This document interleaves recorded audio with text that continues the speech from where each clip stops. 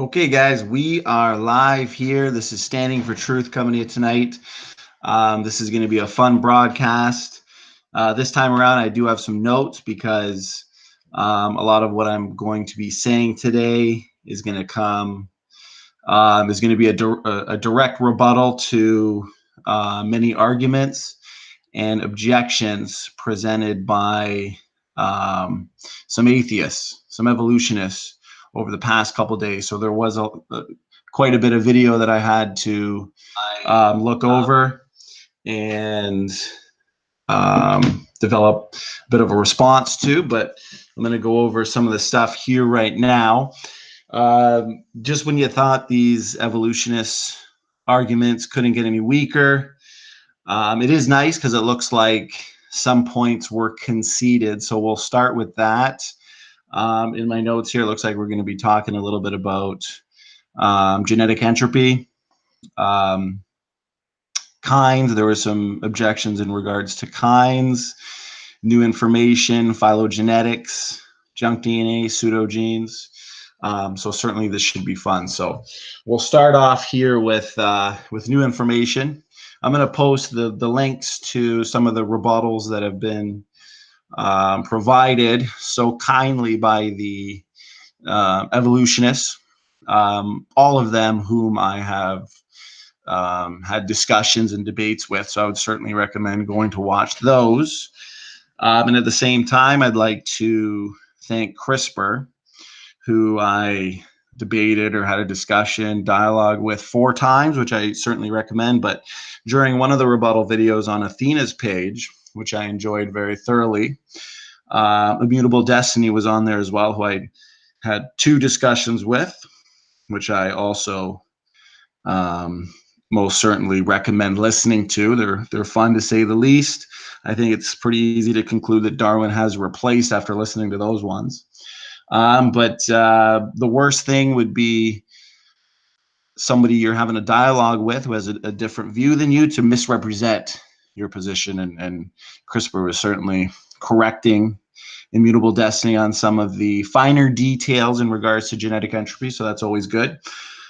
But we know that pond scum to people evolution, we know that it teaches that over time, obviously by natural causes, non-living chemicals, now this would be organic evolution or abiogenesis. So obviously the alleles aren't there for the allele frequency. So we would say that biological evolution means a change in allele frequency or gene pool in populations over time, of course.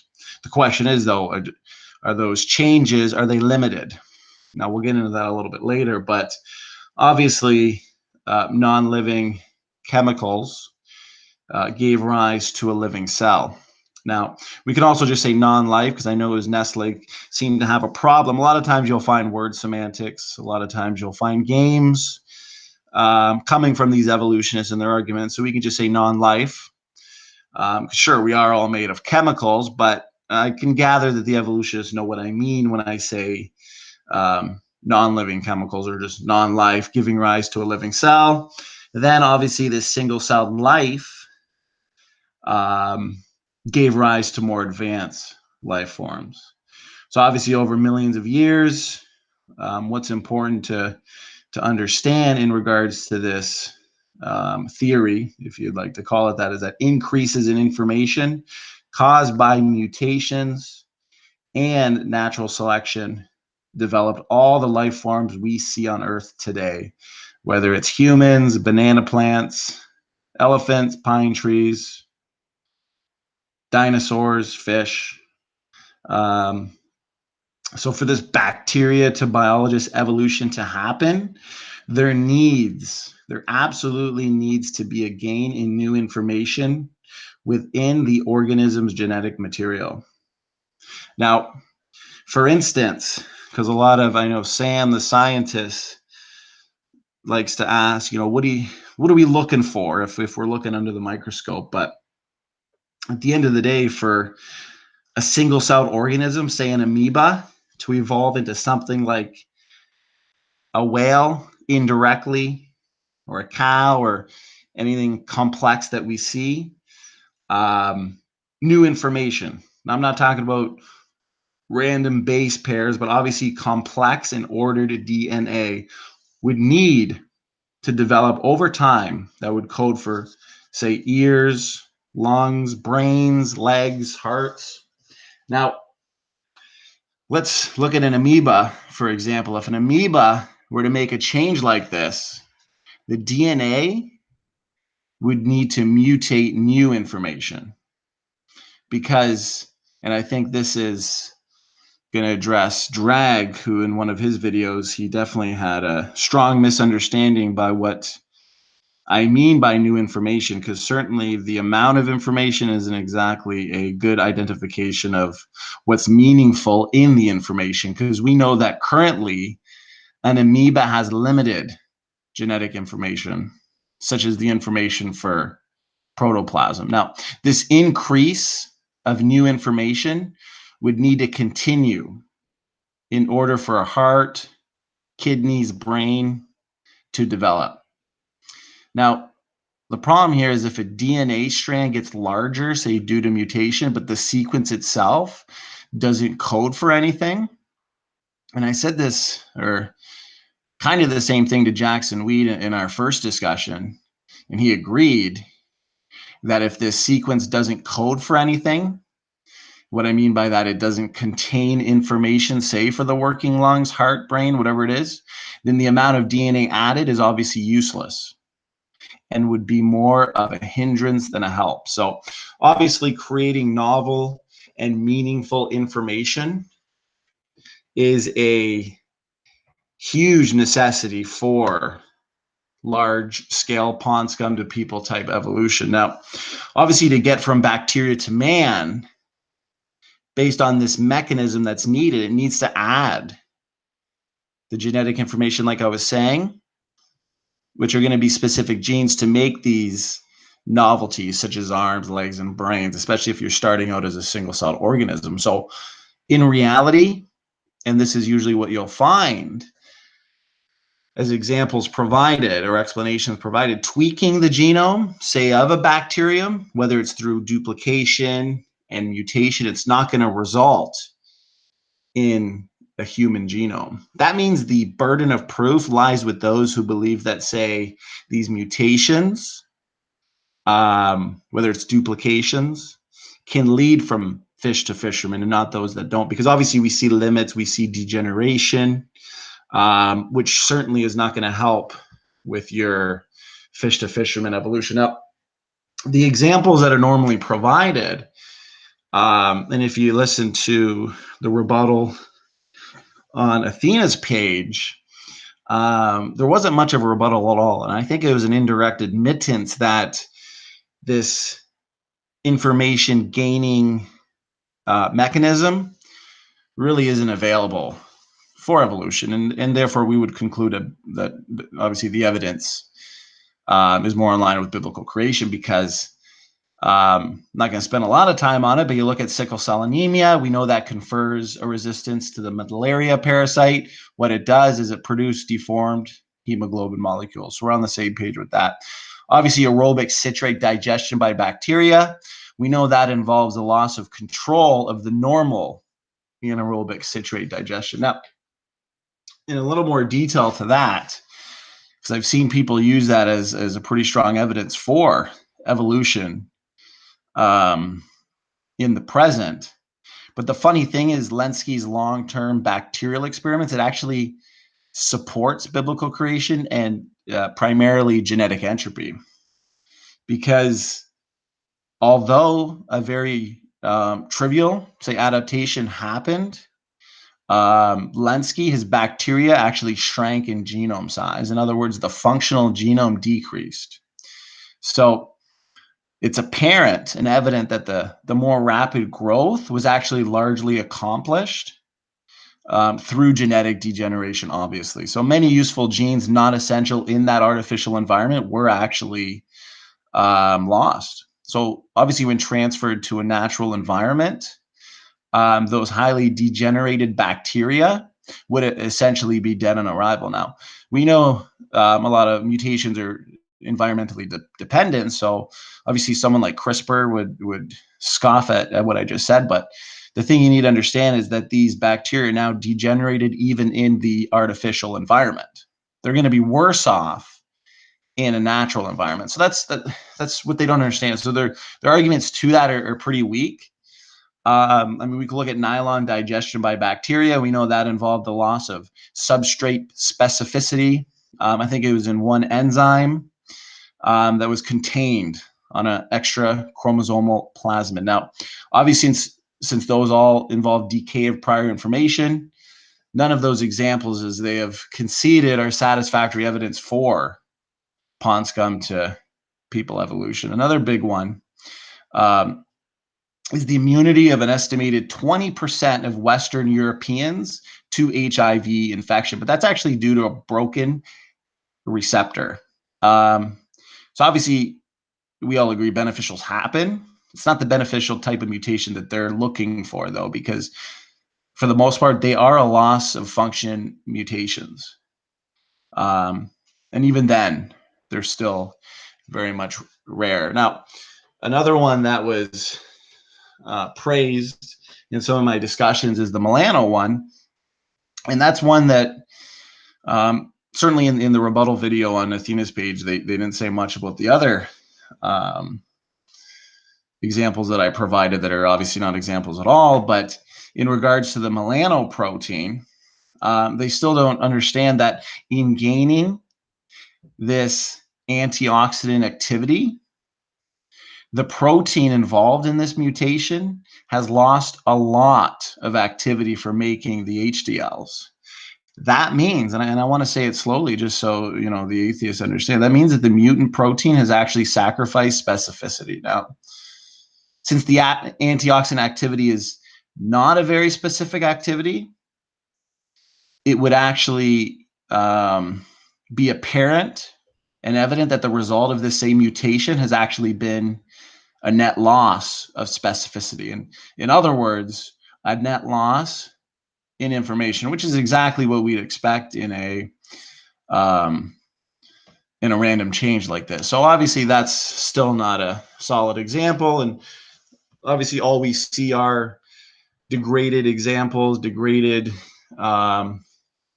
examples of beneficial mutations. Now, another one that I'll comment a little bit more on thoroughly here is the antifreeze proteins in fish. So I didn't go in too much detail in my last video on that one. So I noticed that when we got to that portion, they scoffed at that a little bit. Obviously didn't give a rebuttal, but just didn't like the fact that I didn't talk about it in more detail. So if we actually look at these antifreeze proteins, and what they do is they prevent the growth of ice crystals. Okay, and this is in organisms that live in obviously very cold environments, say in the Arctic, for example. Now, I think it's about 5 classes of these proteins found in fish. Now, there's one specifically that was proposed to be a duplication of a portion of the SAS gene. Okay. Now, before I get into more detail on this, obviously, if I asked you 2 different questions, does gene duplication add new, novel, and meaningful information to the genome? And second question, does gene duplication add new, novel, and meaningful information to the genome? You would say, obviously, that's the same question. There's nothing meaningful in that second question. If I gave you a copy of a book that you already owned, now you have 2 copies of the same book, and I decided to, cross out letters, put misspellings in the second copy. All you have is a mess copy of the original book. So there's obviously nothing meaningful there. So I know scientist Sam gave a rebuttal during the video that certainly gene duplication obviously must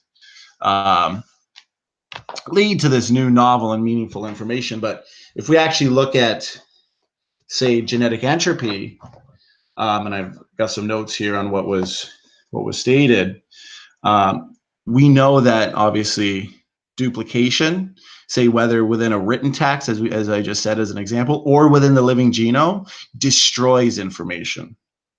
Now, obviously, We can all agree that rare exceptions may be found where, say, a duplication is beneficial in some minor way, maybe resulting in some fine-tuning. But this does not change the fact, and this is something to take in, hopefully, that random duplications overwhelmingly destroy information. That means duplications, contrary to, say, what Sam the scientist thinks about them, they're just like the other types of mutations. Even after a gene, I mean, just think about it. Even after a given gene has been accumulating deleterious mutations for a long time, it's obvious that it's in a partially degenerated state. Now, if that gene is then duplicated, the deleterious mutations are duplicated with it. Does such duplication in any way slow down the degeneration process?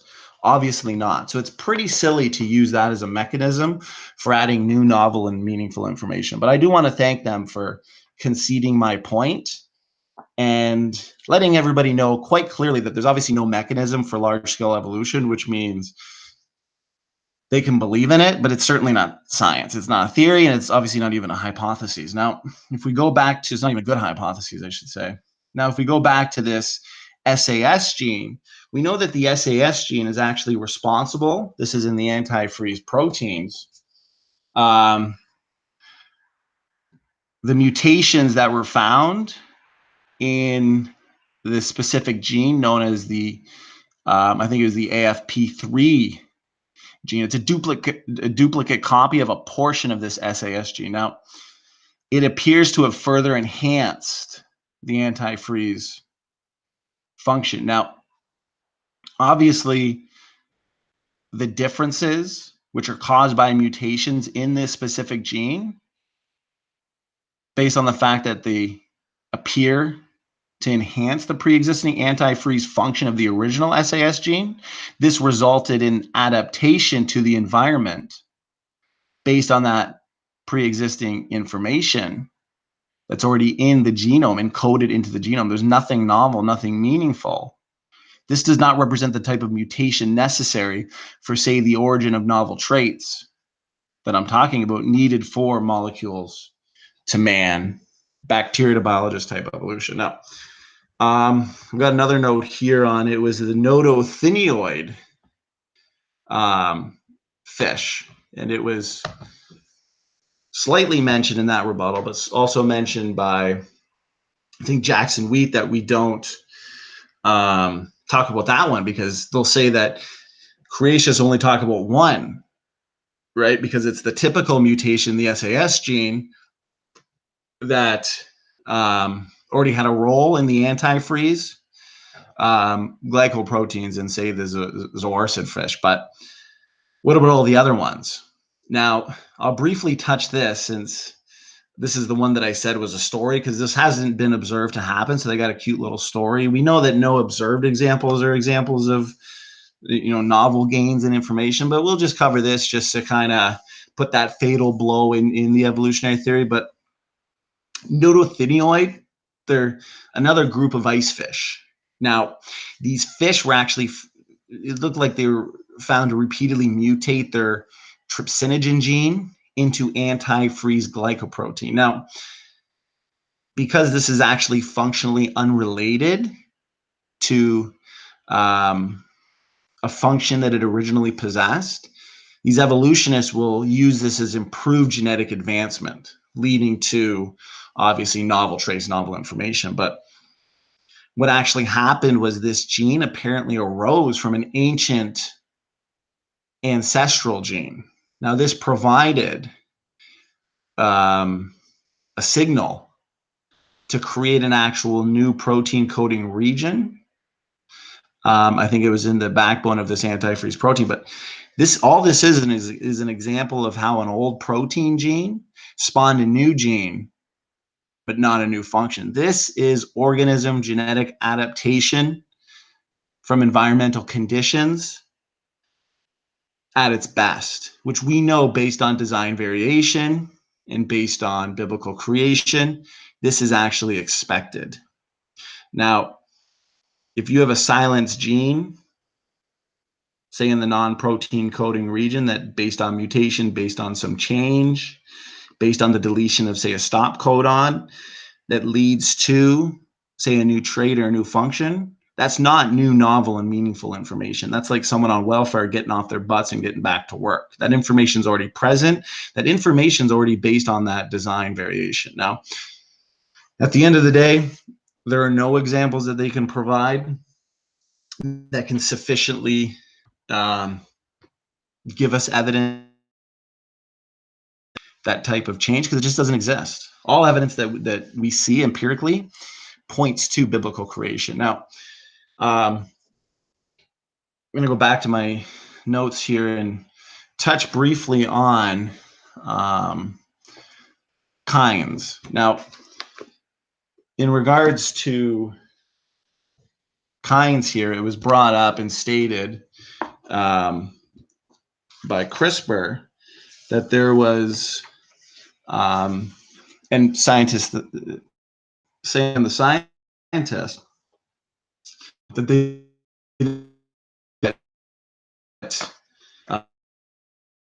width and gene pool depth means. Now, obviously, if we look at kinds and how we say variation within a kind, now we know that all the genes, say in one generation available to the next, that the gene pool. So when it comes to kinds, the original created kinds that can originally interbreed, members of the same kind, and I like to define it as organisms that share the same gene pool.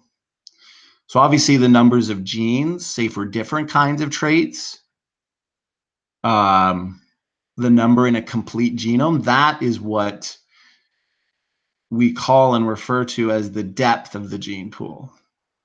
Now, I didn't think it was that hard to understand, but that's why I'm explaining it here in response to what was said in this rebuttal video. Now, we know the human gene pool is around 20,000 to 25,000 genes deep.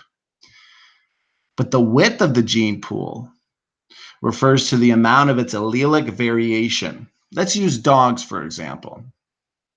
Now, we know the width of, say, a greyhound's gene pool would be very, very narrow, because crossing purebred greyhounds just gives you more greyhounds. Now, these descendants of these greyhounds are all going to be very similar in, let's say, speed, hair length, nose length, intelligence. But crossing, say, two mongrels, however, that can give you big dogs, small dogs, dogs with dark and light and splotchy colored, dogs with long and short hair, loud, quiet dogs, affectionate, loving, mean, sad dogs. The list just goes on and on and on. So in other words, the width of the mongrel's gene pool, say its allelic variability, is quite large compared to the greyhounds. And I hope everyone's following, because this isn't that hard to understand. And maybe the evolutionists will now understand it too. But the depth of the gene pool, say the number of genes per genome, is the same for both dogs. So that's why we're saying that a kind is actually defined best in terms of depth of the gene pool, which again is the total number of different genes in a genome and a list of traits that they actually encode for. Now, variation within a kind is defined in terms of the width of the gene pool. Say the number of possible alleles, variations of that gene, say at each gene site, which is the locus. Now, to put this into perspective on how easy it is to get variation based on the biblical kind model, we know that the shuffling of pre-existing genes can be called recombination. Now, there's a game, it's a common card game called Bridge. Now, we know a common deck of cards has 52 cards. What do they include? Four groups primarily: hearts, diamonds, clubs, and spades. Now, each with 13 different numbers or faces, right? 2 to 10, plus your jack, queen, king, and ace. Now, in this game of bridge, how it's played is each of the 4 players gets a hand of 13 cards. Now, you can play bridge for 50 years without ever getting the same group of 13 cards. The hands you were dealt are constantly changing, and each is actually unique, but the deck of cards remains the same. Now, don't get me wrong, no comparison, no analogy is perfect, but the deck of cards and the variations based on the pre-existing cards and in regards to the kinds of pre-existing information illustrates this concept of variation within a created kind. The bridge hands are dealt, and they are unique, different, and constantly changing, like the individual members of a population. But here's the important thing. That deck of 52 cards, just like that kind, always remains constant, never changing, always the same, just like the kind. That means individual variation plus group constancy equals variation within a created kind. And this is certainly a more superior model than the Ponscombe to people evolution model. And variation really is not a problem. And obviously, based on the biblical model after man's sin, we know mutations introduced many negative variations. This actually helps scientists, say, explain the origin of birth defects and multiple types of diseases. But obviously, evolutionists had hoped mutations would provide that new genetic information we were talking about, which would move organisms up that so-called fairy tale evolutionary tree of life.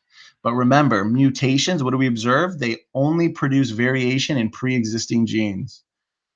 Those are alleles that only make a gene pool wider rather than deeper. So if the evolutionists are listening, hopefully they now understand what I mean by gene pool width and gene pool depth.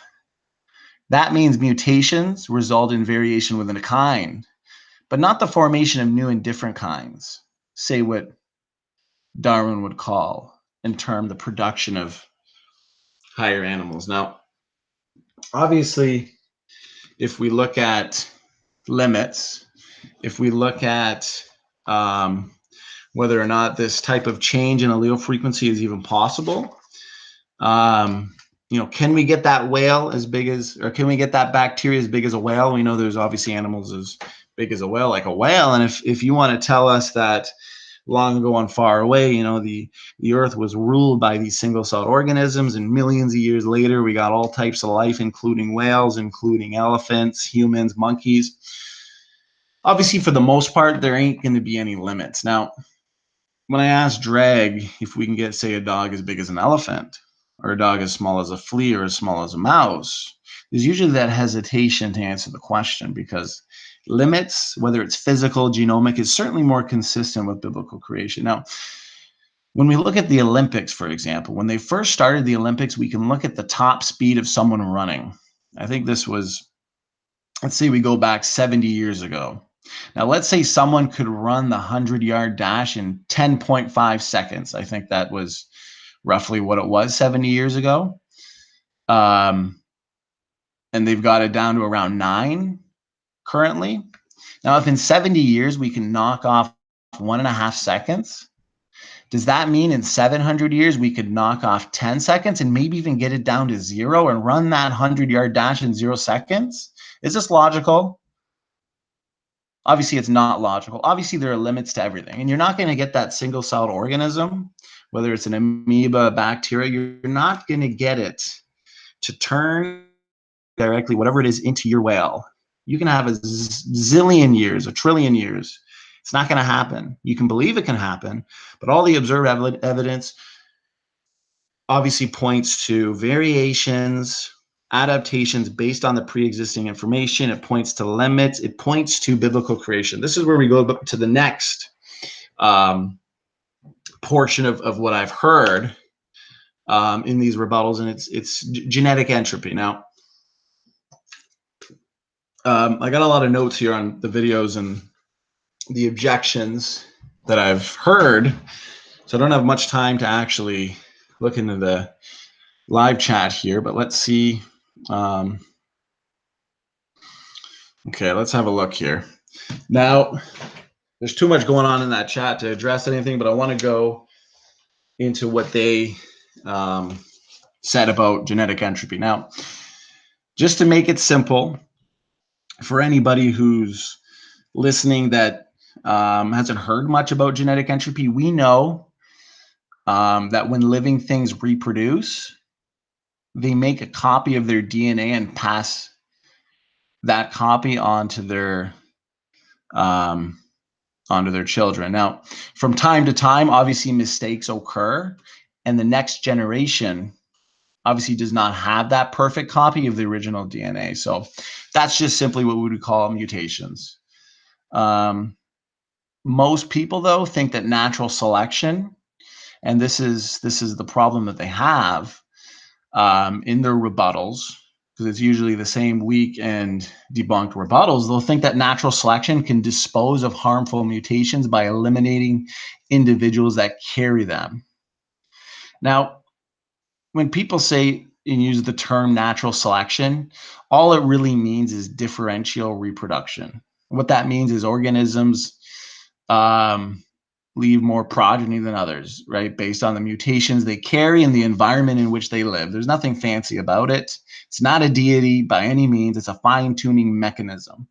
Now, obviously, natural selection can certainly amplify some of the most beneficial mutations, and it can get rid of some of the most detrimental, but it's those near neutral, those slightly deleterious mutations that accumulate in the organism and then ultimately in the population. It occurs on a personal level and a population level. And over time, we rust out, just like rust on a car. Now, obviously, reproductive success is only affected by mutations that have a significant effect. Unless mutations cause a noticeable reduction in, say, reproductive rates, the organisms that carry them will be just as successful in leaving offspring as all the others. Now, to put it in another way, if the mutations aren't bad enough, selection can't see them. They cannot eliminate them, and the mutations will undoubtedly and ultimately accumulate. The result is what? Genetic entropy, of course. Each new generation carries all the mutations of previous generations plus their own. We're all mutant. Over time, all these very slightly harmful mutations build up to a point that, in combination, and if you're following, it's not hard to understand, they start to have serious effects on reproductive fitness. The downward spiral becomes unstoppable. Natural selection could slow it down, but it ain't going to stop it. Because every member of the population has the same problem. That means natural selection can't choose between fit and less fit individuals if every member of the population is, more or less, as I said, equally mutated. We're all mutants. The population descends into sickness and finally becomes extinct. It's all consistent with the fall.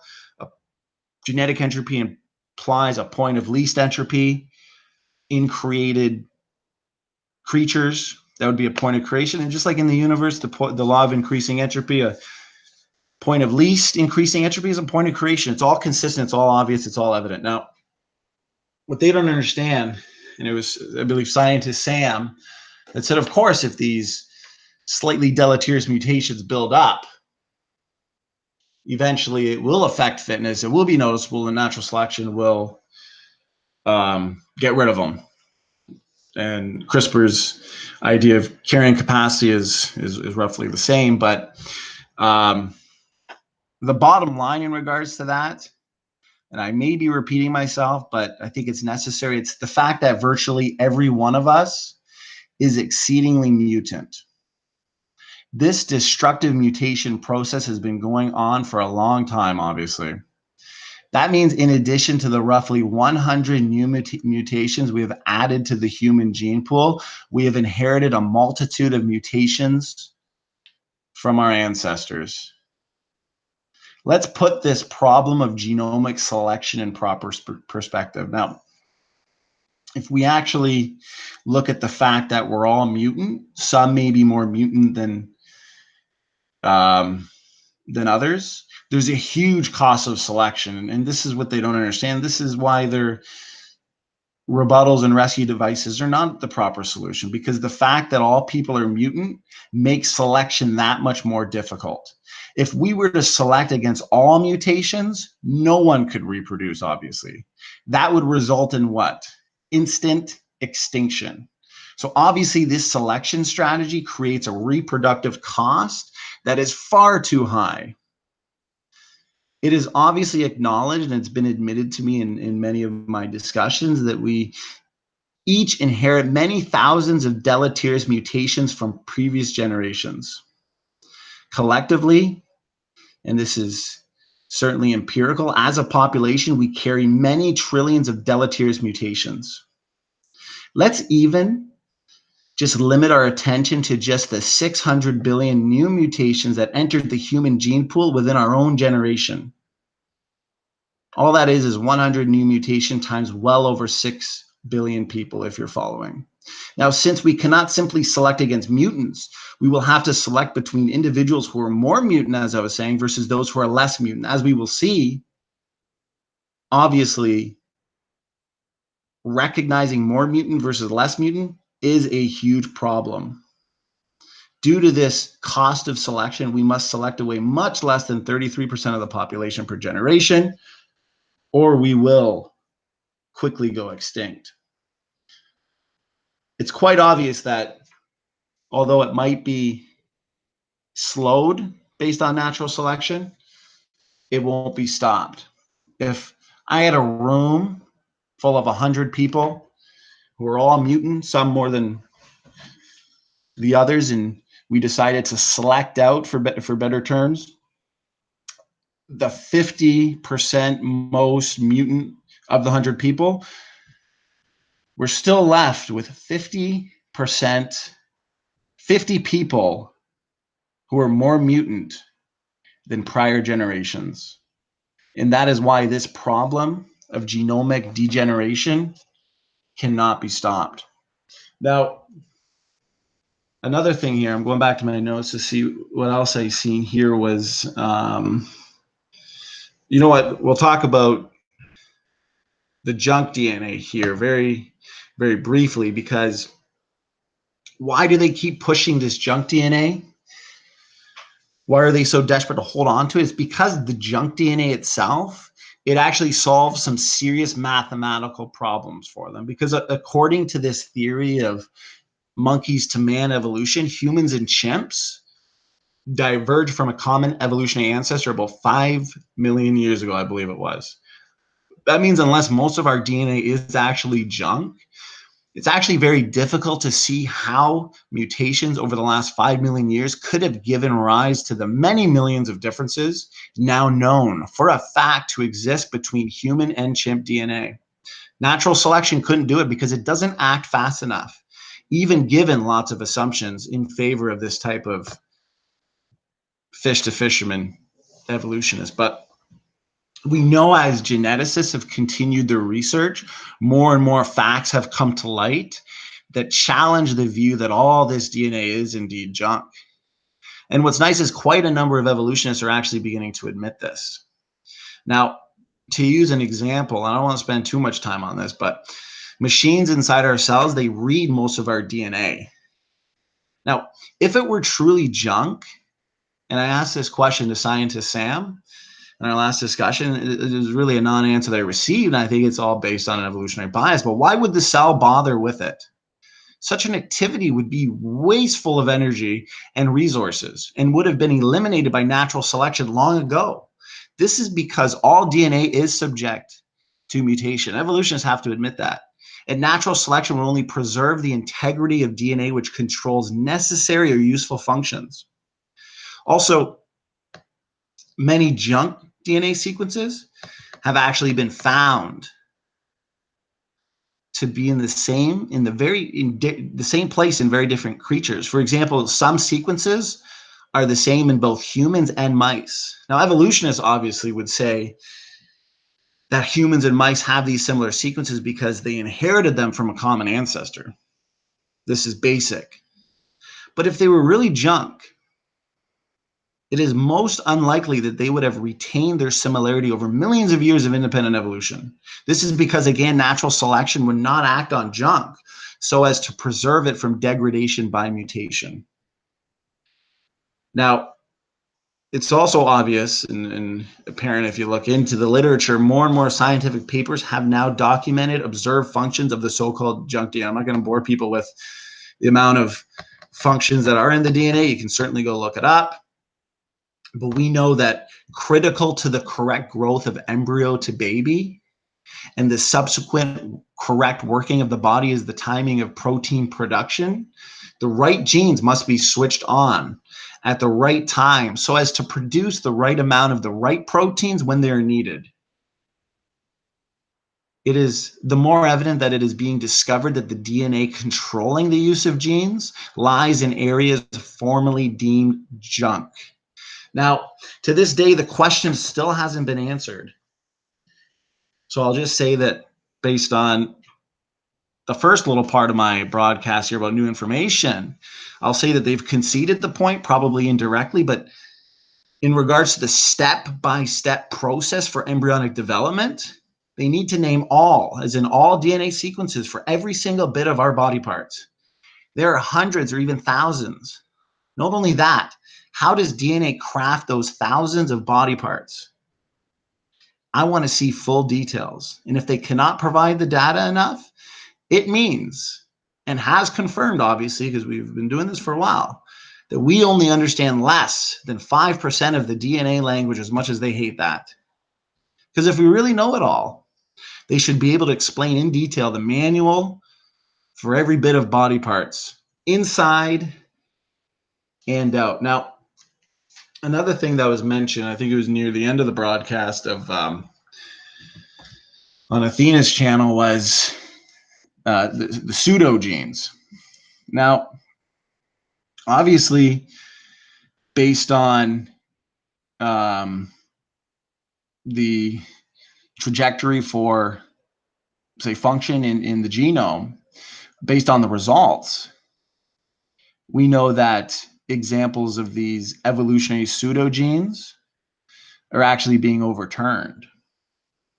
For example, there's a beta globin pseudogene that now has obvious evidence for function. And another one of their favorite pseudogene examples can also no longer be labeled a non-functional relic. Now I'm going to go into detail on that one. And it's been said by evolutionists that humans have the remains of a gene devoted to egg yolk production in our DNA in exactly the place that evolution would predict. Now, recent research has actually exposed this as nearly impossible to reconcile with the facts. That might not stop some evolutionists from still believing it, but you can't force them to believe the facts. Now, the supposed evidence for this egg yolk gene is so lacking and so sad. It's actually pitiful that it's hard to imagine how anyone could have seriously entertained this hypothesis in the first place. What it is, to make it understandable to the listening audience, it's like identifying the letter E, say in the Bible, finding the same letter in Darwin's On the Origin of Species, and then claiming that the books were modified from a common ancestor. Now, you really have to stretch your imagination to accept that claim. Just like my SpongeBob icon, evolutionists do a whole lot of imagining. Now, there is so little DNA remnant of this egg yolk gene that it requires a real strain of the imagination, as I've said, to accept this claim. Now, obviously, if we look at the current data, it merely suggests that they mistook a functional DNA sequence, say an enhancer element inside a genomic messenger gene involved with brain tissue function. They mistook this for a non-functional egg yolk gene remnant.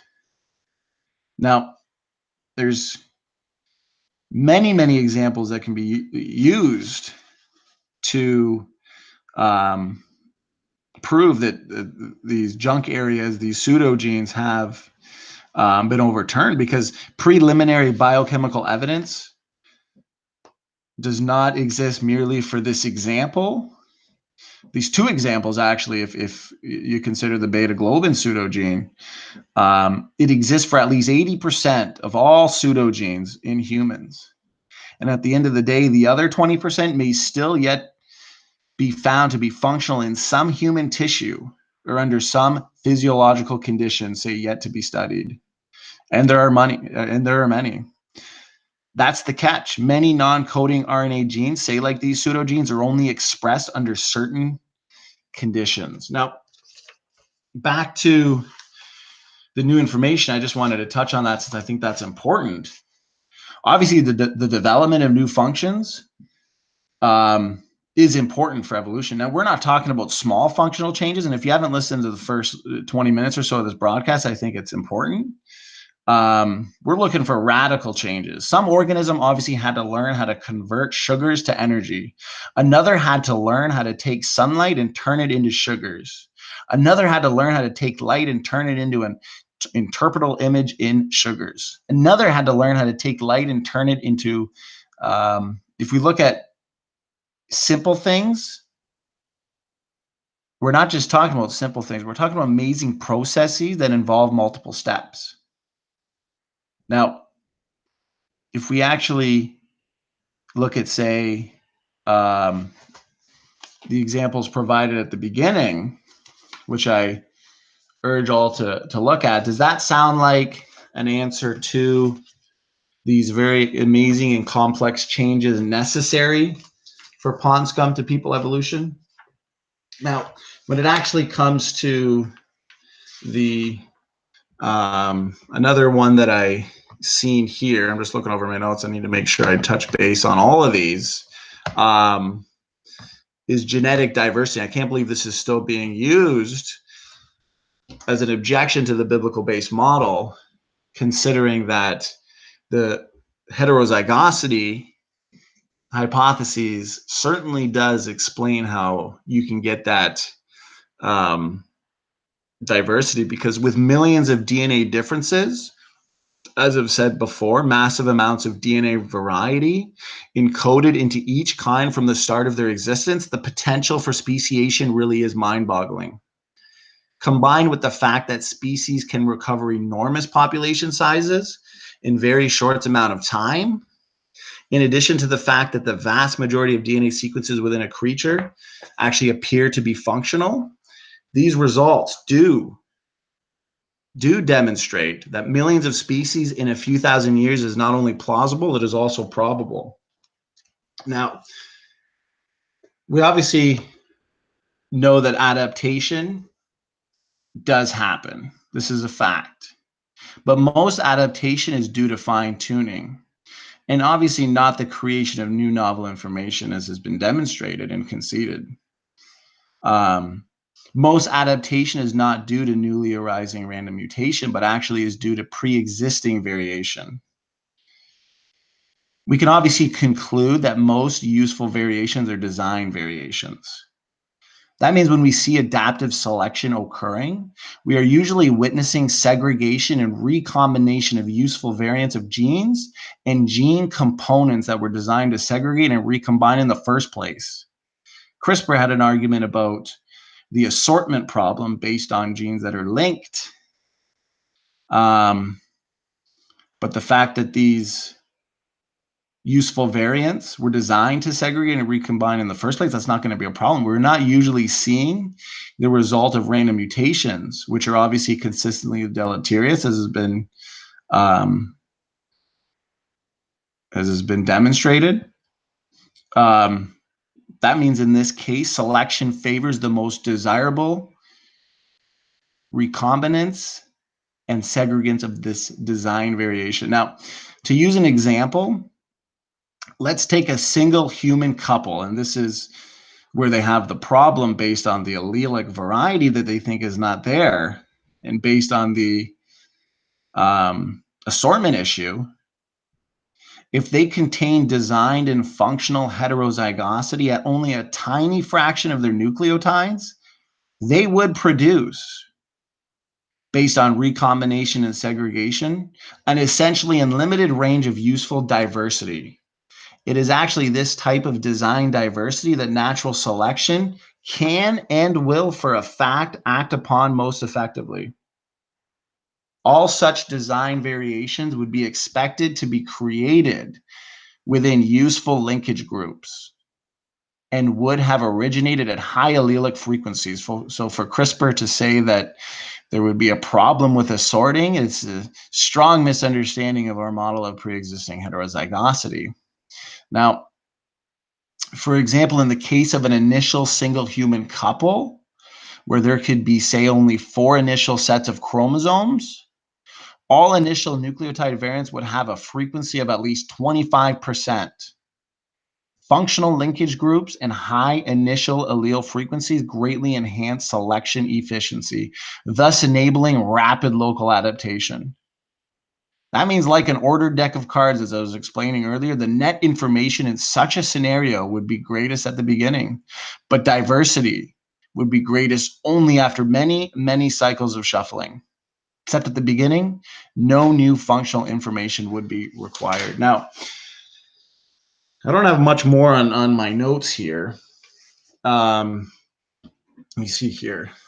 The goal was to cover everything. I think certainly there wasn't anything too tough to answer, and I think it's been answered quite sufficiently. But phylogenetics was brought up, and I've talked about the pseudogenes. But the thing is, in regards to our model, nested hierarchies in DNA, they're also predicted by creationists based on the design model. Now, if we look at the classification of life, it can be compared to, say, classification of cars, on how different companies manufacture cars based on their similarities forming hierarchies. Let's use an example. For example, humans, pigs, rats, ducks, they're all land dwelling. We know that.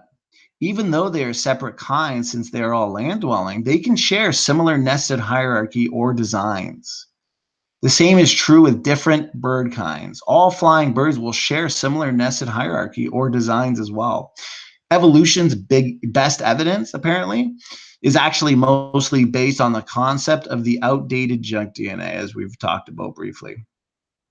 Since DNA functions are only beginning to be found during the last decade, meaning we understand, as I've demonstrated, less than 5% of the DNA language, and the trajectory strongly suggests the vast majority of DNA will be functional, this takes away this primary and false assumption of evolutionary phylogenetics, which is based on mutations and pseudogenes, which we know have been overturned. For anyone who wants to know more specific pseudogenes, as I've talked about earlier, just message me and I'd be more than happy to, but we want to keep this broadcast limited. But if the vast majority of DNA is functional, it becomes a common design argument, as creationists have always predicted that the vast majority of DNA is functional. So this neutral variation that Sam, the scientist, in the rebuttal video last time kind of stated loudly and proudly is the basis for phylogenetics is actually functional variation. And that's a huge difference, and that's a huge point in the direction of biblical creation. Now, another thing I wanted to bring up, this I think will be the last thing that I brought up. This wasn't really in regards to any of the rebuttals from some of the most recent evolutionists that I've debated, but this was discussed with, I think his name's R.J. Downard, who I may be debating on next month on the Modern Day Hysteria channel, which should be fun. I hope that's the case. Trying to get Steve McRae, but he hasn't responded yet, so we'll see. But if we actually look at genetics actually match predictions, not only of creation, as I've been stating with genetic entropy and heterozygosity, but also of the flood model. Because when we look at mitochondrial DNA, we know it's inherited exclusively from mothers. That's pretty basic. But if we look at the biblical model, we know that there were 3 young married women on the ark. They would have repopulated the earth after the flood 4,500 years ago. Now, at the same time, we know that there are 3 major types of human mitochondrial DNA in the world. So right off the bat, we can see how consistent this is, because also consistent is the Babel dispersion, where one would obviously expect sudden formation of several variants in human mitochondrial DNA. This would be due to rapid separation and isolation of various groups of people. I think this is obvious. What's amazing is this is what's actually observed. Now, if we look at the calculations based on the biblical model, which anyone can go look and just calculate themselves, there has been about 600 1650 years from Adam to Noah's sons, 2,000 years from Adam to Abraham, and 2,500 years from the flood to Jesus. Now, from Adam to the flood was 1,700 years, and from the flood until now is 4,500 years. So there's obviously, we could probably calculate with some certainty that about 10 generations between Adam and the flood. Now, on the mitochondrial DNA map of humanity, the three major haplogroups are actually joined by relatively short line segments.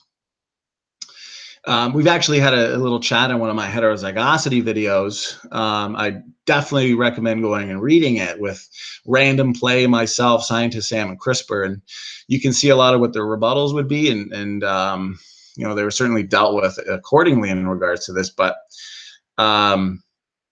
what these short line segments would indicate is that there's not much difference between them. This is actually consistent with the three young women on the ark.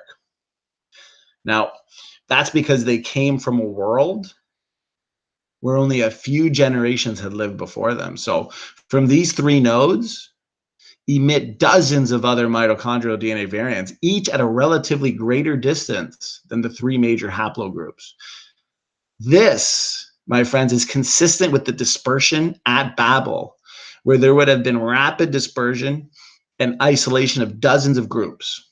Now, since Babel, there have been many generations accounting for the relatively larger distances between, say, the dozens of mitochondrial DNA variants we see today and the three major haplogroups from which they emerged. This is incredible evidence and verification, once again, with the biblical-based model. The history of humanity really is in our genome. What we know about mitochondrial DNA of humans fits the 6,000-year biblical timescale, explains the three haplogroups and the relative differences between pre- and post-flood humanity. This is, once again, amazing confirmation of the biblical-based model. Now, at this point, I believe that I've covered most of what I wanted to cover, most of what has been said in the videos that I've at least watched. Guys, limits, degeneration, decay, our genome. I mean, it's all consistent with biblical creation. Pons come to people evolution at this point is dead. You can hang on to it all you want, but it's not empirical science, not a theory. It's not even a good hypothesis. It really is a science fiction based religion. Guys, have a great night. Standing for Truth is out. Bye.